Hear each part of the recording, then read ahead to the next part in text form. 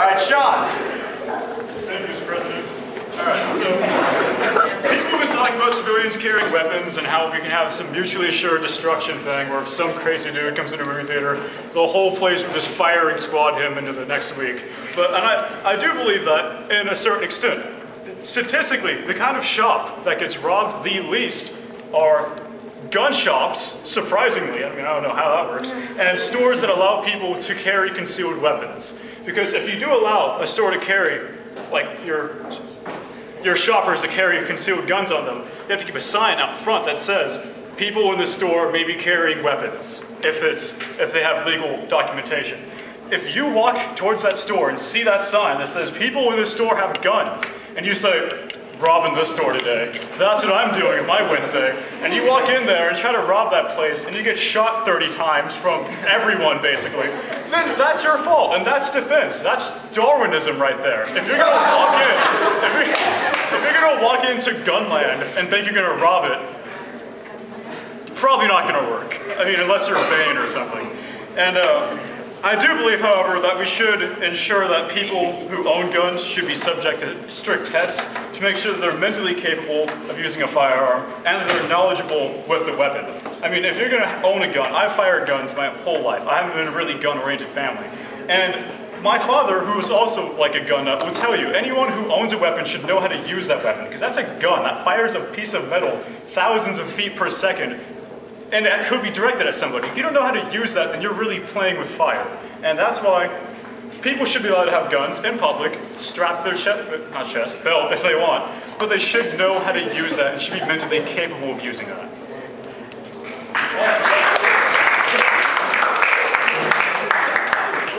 Okay, all right, Joe, we're going to have you speak up. Okay. All right, go for it. Hi, I'm Jarrett Perkins.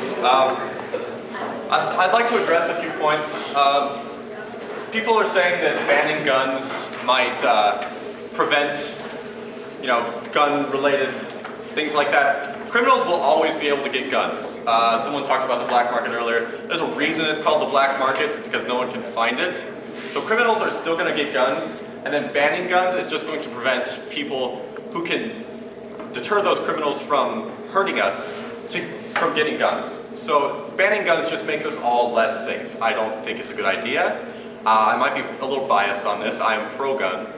But I just think banning guns is a bad idea because the criminals will still be able to get them and we won't.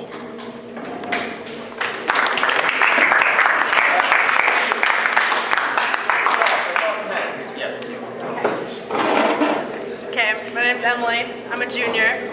I'm not for abandoning guns, I guess you could say, but I think if you're gonna have one, then you should be able to have the mental capability of knowing what to do with it and everything, because with the economic stress of having to pay bills and not having the money to get the necessary things that you need, people can just go crazy, and if you have a gun, you never know how that's gonna result.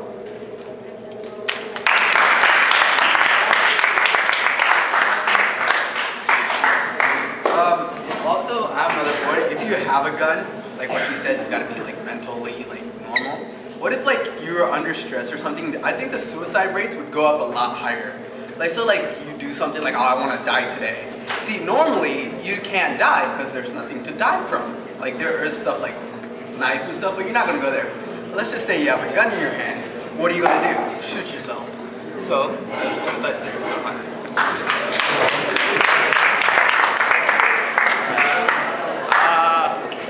Zain, go. I forgot to say my name. I'm Zain, and Niteesh. We have pills for suicide. You don't need to shoot yourself. Let's see. I think honestly we should actually not ban guns because it would have one of those reverse effects. We banned marijuana. I mean, people are doing it more now than before. The same thing with guns. I mean, the more they're banned, the more you don't want to shoot it. Just be like, oh, I'm a badass. Let me shoot a gun. Yeah, pretty much.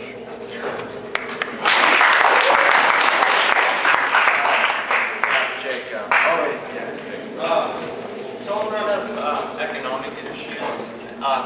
Well, if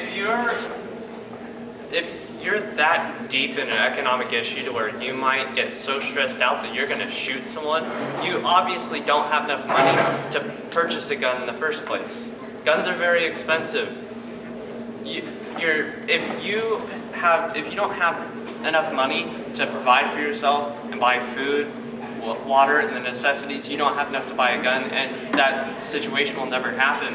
And then, so I think Zain mentioned we have police to stop people with guns. Well, the police don't get there till about maybe 2 to 4 minutes, and by then, the shooter's already done his deed, and the crime's already been committed. If we are able to carry guns, like in Florida, they passed this law called the Right to Carry Law, where people could carry concealed weapons as long as they're 21 and passed mental health tests and knew how to use the firearm, then they could carry it. When they passed this, the murder rates for firearms went down 36% because more people had firearms. And they only revoked 5,674, which is 0.3% of the permits. 522 of them were for crimes before they got the permit, and then the rest of them were after, and only 168 of those crimes out of 4,000 were involved firearms. All right, thank you, Jay. Okay, Adrian.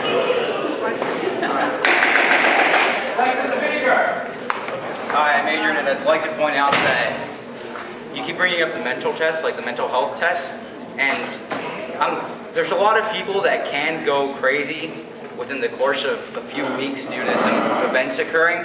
So even if you do pass the mental health test, like there might be ways, and that's why I'd like to ask the question and throw it out there. What exactly would they do in the mental test to make sure that you won't go crazy within a few weeks or a month due to some crazy event happening?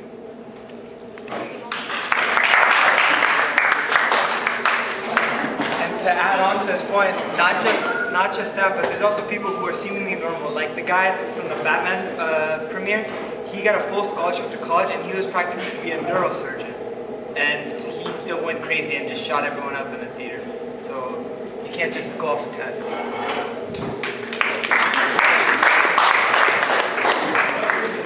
Alright, so I want to go over a few things. First of all, there's the mental health test thing. I'm really not a psychologist, so I don't really know what I would ask people.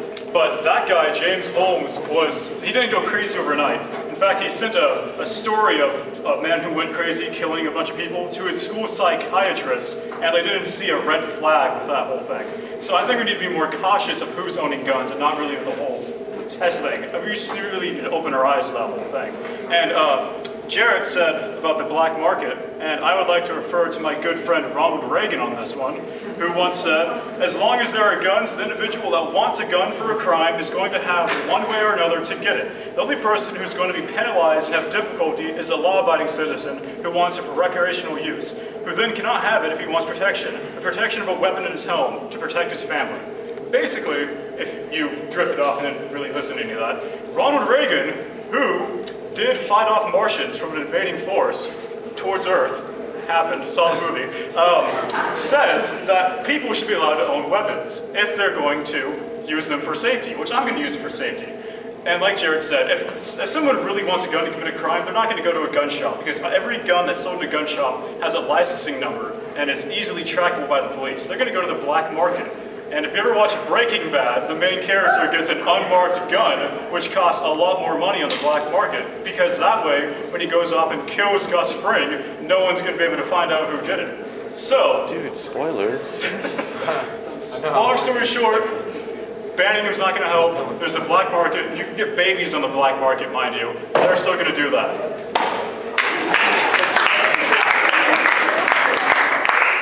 Really, man? Breaking Bad spoilers? Not cool. I don't know what actually killed him, though. Shut up. Sit down. Man. Okay. Moving on. Ashley, go ahead. Well, I actually did my research during the weekend just to be on top of this. I also want to add, like, to the why we should not have guns is that per day, at least I think it was, what was it? I think it was 3 out of 10 people become become angry and then have anger management problems, which that would add to, if they have a gun, then the next person that comes up to them and says something mean or rude to them or starts to attack them with words, then they could be able to pull out their gun and shoot them because of their anger management problems. And to remind you, that's 3 out of 10 people a day. A day. So yeah, I'm done.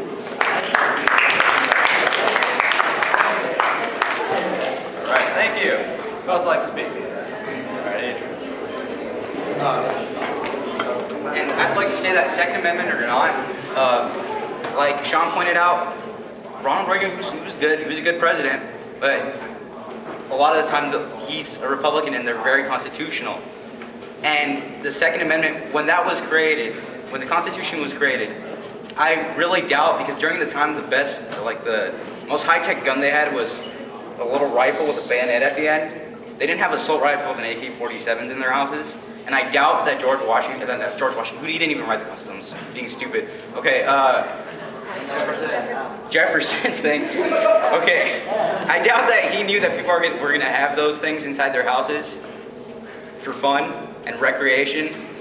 So that's why I think we should kind of not take it too seriously, because it was written like 300 years ago, almost.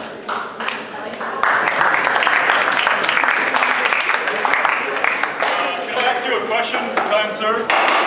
Kind sir? Adrian! Adrian, sir. Can I ask you a question about your previous statement?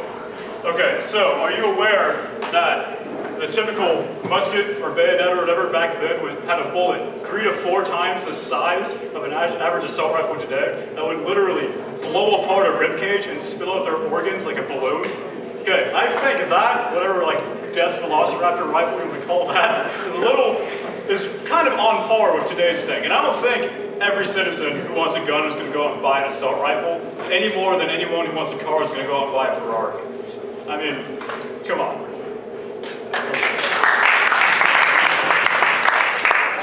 Okay. What did you say? Let's begin. The problem so far that the biggest moral problem about gun control is the fact that you can shoot to kill. How about instead of guns that can shoot to kill, how about we all get tranquilizers? We don't need to shoot to kill. And plus, that guy who was at the movies, we could tranquilize him for a good, solid 10 hours. He's not going to do anything.